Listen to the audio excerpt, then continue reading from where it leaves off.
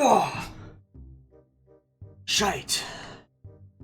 I'm back. I just had to make sure I could get back. Welcome back to another video. Today we're going to be talking about something very near and dear to my heart. We're going to be talking about The Walking Dead. How the TV show kind of failed, and how they could have fixed it, but did not.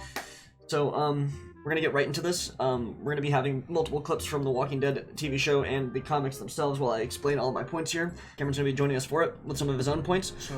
Also, this video will contain very heavy spoilers for The Walking Dead TV show and comics, so if you don't want any spoilers, because the entire video is basically spoilers, then exit now, please. But if you've already seen the show or you've read the comics, then stay tuned. You're going to very much enjoy this video.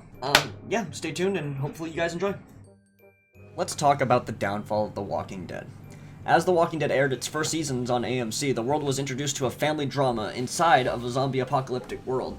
And because of that, with its amazing storytelling formula, in the beginning it was able to take off, becoming one of the best shows of all time. Even to this day, it is still listed in the IMDb Top 100. It used to be way higher up there, but it isn't anymore, because of the following points that will be told in this video.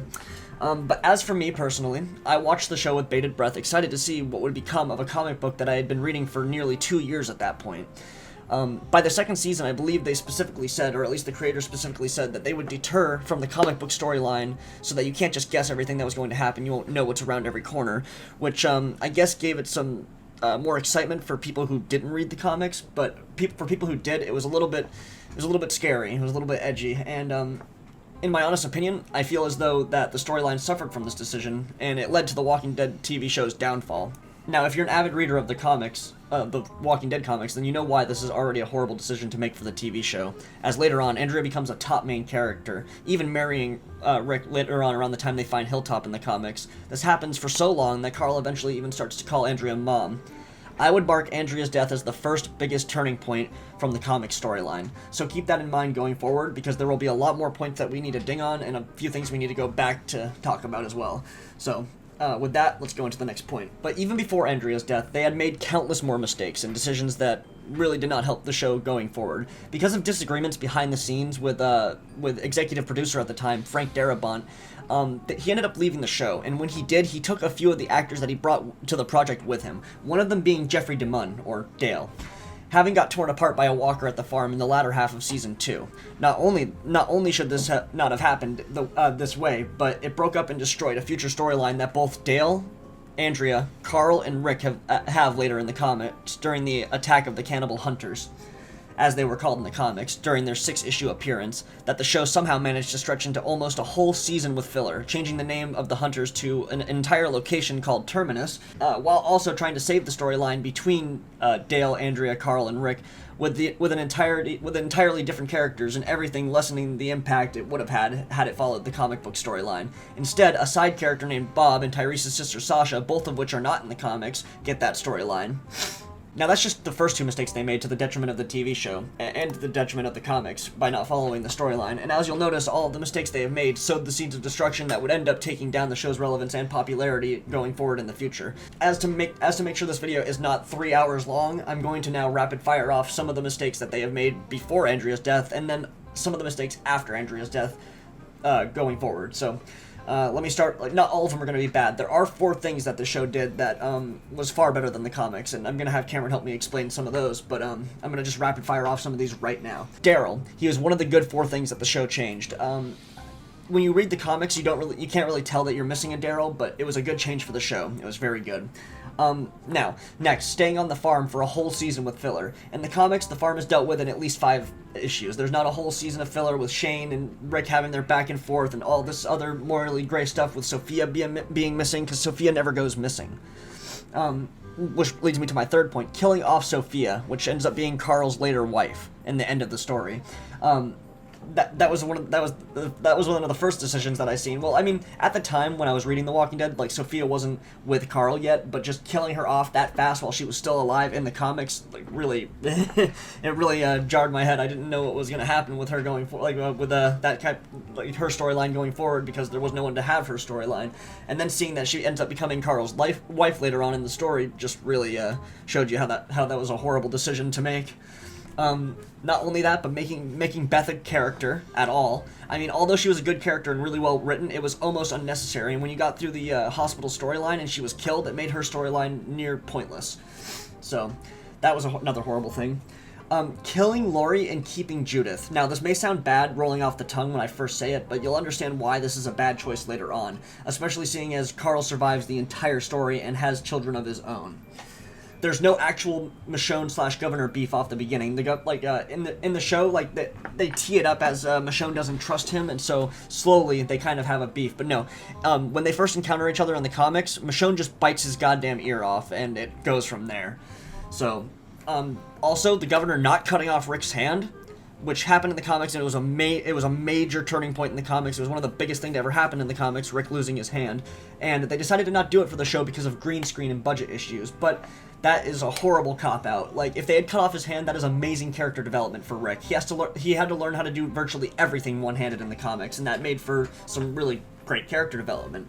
And not only that, just the Governor in general being far darker in the comics. They were able to capture that he was sick, but the comics captures it far better. Like, he is a monster in the comics. Like, he makes Negan look like a puppy in the comics. It's bad. And the entire fight with the Governor also being split into 2 seasons for no good reason whatsoever, just so they could pad it for more filler, and like that's where we got the horrible, like the pig sickness storyline and all that other random shit that did not matter. So them doing that, just stretching it, like I don't understand why they did that. Also, there's another good thing. Here's one of the other good things they did. They swapped Tyrese's death in the comics for Herschel. See, now in the comics, it was Tyrese that was supposed to get his head chopped off by the Governor, but instead they moved it to Herschel. And I think that was a good change that they made out of the 4. It was more emotional. It was more emotional than the original, but the only problem is what they do to Tyrese later on in the show makes it feel like almost a waste, because his death was a wet fart. It was sad. Also, the changes to the Hunter storyline. The Hunters were just people that encountered Rick's group on the road. They followed them for a while. They didn't go to a place and get caught up by Terminus or whatever it was called. You see, like, they just encountered them on the road and they took care of them as they came. It wasn't a whole big spectacle. And I'm going to interject with this point as well. Carl killed the comic equivalent of Lizzie after she killed Mika, but instead in the comics, it's boys named Billy and Ben. So that's why you're seeing this clip right here as well. The Wolves, who in the comics are called the Scavengers, are dealt with in less than 2 issues, not half a season. So Rick sees them and immediately deals with them. It's not a whole way of life, W forehead type shit. There's no crazy ass fucking storyline going on there. Also, the rushed, like in the show, the rushed introduction of the Hilltop and Kingdom, and the differences with the introduction of the Saviors, which is going to lead me to my next main gripe. But, also, finally, rounding this off, the disappearance of comic fan favorite Heath. That should never have happened. Heath is a main player in most of the story leading up through all that war and even afterwards, so seeing him just disappear was really upsetting. But in the comics, yes, our people do offer to take care of Negan and the Saviors for the deal that they were getting from Hilltop for food. But here's where it all goes wrong. Our people never mount an attack on an outpost. They simply encountered them on the road once. Actually, the biker crew Daryl, Abe, and Sasha run into is the same group that they run into on the road. They fight them and end up killing them, making Negan's first appearance far more impactful. The only other appearance they have is that Dwight ends up ambushing both Abraham and Eugene on the road, killing Abraham, the same way that Denise died in the show, which should have been Abraham's death, which you'll see these clips now, how they were very similar, and it should have been Abraham that went. But yeah, those are the only times they encountered each other. They obviously got fought off by Rick, and they were able to save Eugene. He did not get taken or become part of Negan's group or anything like that, so that's another difference. But yeah, just making it so that those are the only 2 appearances of his people and us not actually going to fight them, it made Negan's first appearance way more impactful, because it wasn't teed up, he just appeared, among a couple other things, but I will now hand the video off to my brother to explain, because he can do this far better than me for sure.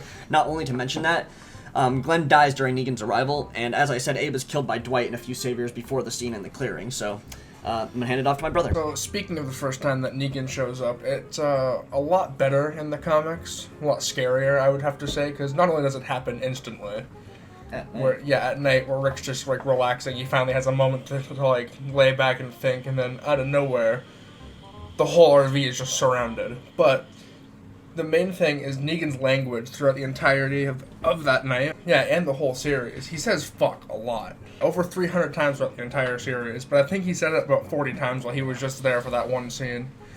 And that just makes, like seeing him, it makes him seem a lot more scary than, like, he really is, even though, honestly, the Governor is probably the worst guy in The Walking Dead. But going back to an earlier topic I heard, Negan also never took anyone to his place, like in any of the comics. Like when Daryl got taken or when Eugene got taken, none of that happened. Yeah, or Sasha. None of that even happened. That was all just for the show, just so they could make it seem like, oh, there's some good stuff going on over there. But yeah, no, the way Negan talked throughout the entirety of the series, it was a game changer, honestly. Like, Far different from the show.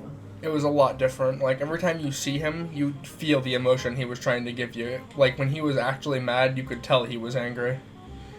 But my next thing is a good change to the show, because I think the show did Carol's character a lot better. I wouldn't say late show Carol's better, but how she is during like the middle and the beginning of the show. How she evolved, yeah. And she, like, in the comics, she was kind of just a bitch.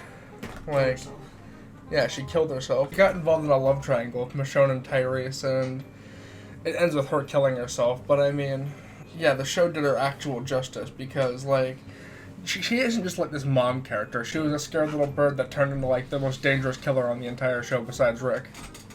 And, like, that's just amazing, honestly. Perfect storytelling for Carol's part. The way she kills people is my favorite thing. Like how when she locked the dudes in the room and set the whole thing on fire. That was perfect. No one else would think of that.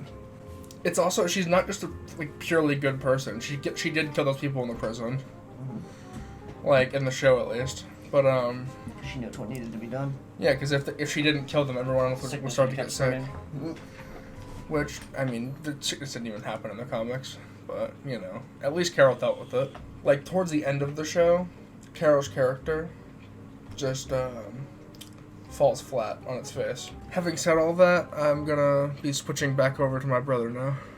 Very well said, Cameron. I couldn't have thought about it any different way. Like, Negan's speech is way different in the comics. Like, every way he speaks is entirely different. Like, it seems like night and day with his character, honestly. And like you said, Carol was an amazing change for the show. They expanded upon her way more than you really thought they would have, and that was really good for it. I think it helped keep the show moving along when you have another strong force like Rick or Daryl around, but it's not Rick or Daryl, so that was really good.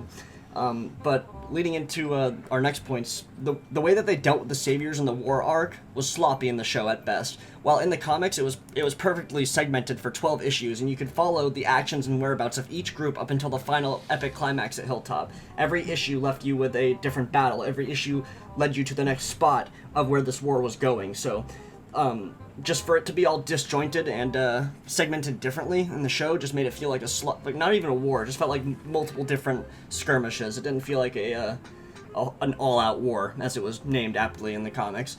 So, also, during their final fight at Hilltop, where Rick and Negan fight, Rick gets the upper hand, slitting Negan's throat after telling him how different the world could be.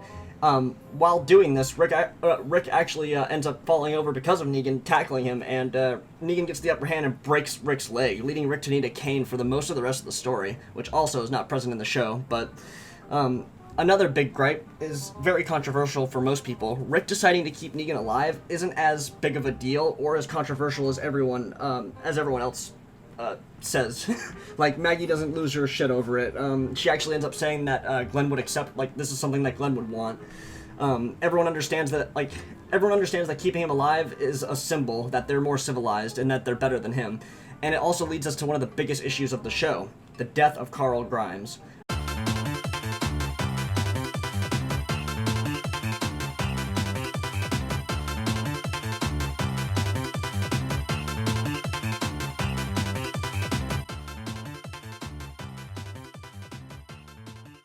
They used Carl's death as justification for keeping Negan alive, but Carl Grimes, even as Robert Kirkman, the creator and author of The Walking Dead, has said, Carl is what drives Rick to keep going. Him being present and living all the way to the end of the story, him being present and living all the way to the end of the story. The story follows Rick Grimes teaching his son to live in this new world, so removing Carl removed the core idea of The Walking Dead, which is why, not even a full season later, Andrew Lincoln, the actor whom portrays Rick Grimes, departed from the show, essentially putting The Walking Dead and its story in the grave. and yet somehow they thought that they could carry on and people would care. But this wasn't the case. You can see when the show was somewhat working, it was a phenomenon. The season 5 premiere alone brought in 17 million concurrent viewers at one time. Besides Breaking Bad, The Walking Dead shot AMC to the moon. Now, the viewer count nowadays the viewer count is looking more like 4 to 5 million viewers even during a season finale. But this will lead me to my final point. The Walking Dead show ends with Judith and a few survivors because they plan to make more shows to wrap up and try and retcon some of the mistakes they made in the main show, and then that will be the end. So let me leave you with this, and this video off with this, the comic book ending. Judith, having died at the prison, leaves no reason for Carl to be dead. He lives many years after his father Rick's death, well into what looks like his 30s or 40s. The world is so safe that even some people haven't seen a walker near any of the safe zones for 10 plus years. Him and his wife, Sophia, and his daughter, appropriately named Andrea, live in a homestead peacefully. The final panels show us Carl reading a storybook to his daughter about Rick Grimes and all of his exploits, leading them to the better world they have now, and have today. The story ends as Carl goes to read it to Andrea again at her request, remarking that that was her grandfather.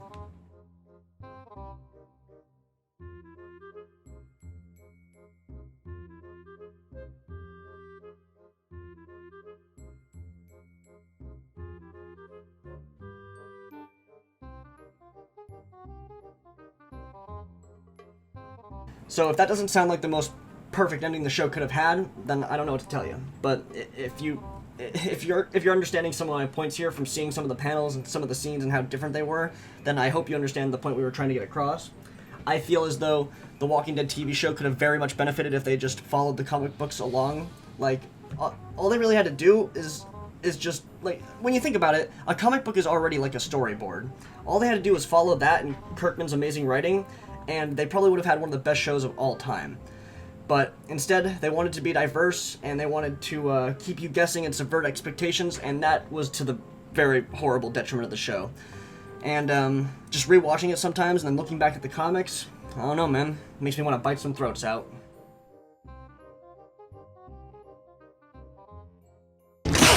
We really do hope you guys enjoyed this video, and if you agree with us or if you have any thoughts of your own, put them in the comments, and I will definitely read them, and I'll definitely reply. I reply to every single comment, so, and I'll try to keep doing that for as long as I can. So, my brother joined us for this video, so, subscribe, it's free. Yeah, subscribe, it's free. Drop a like, ding the bell if you actually want to see more uploads or be notified when we do upload.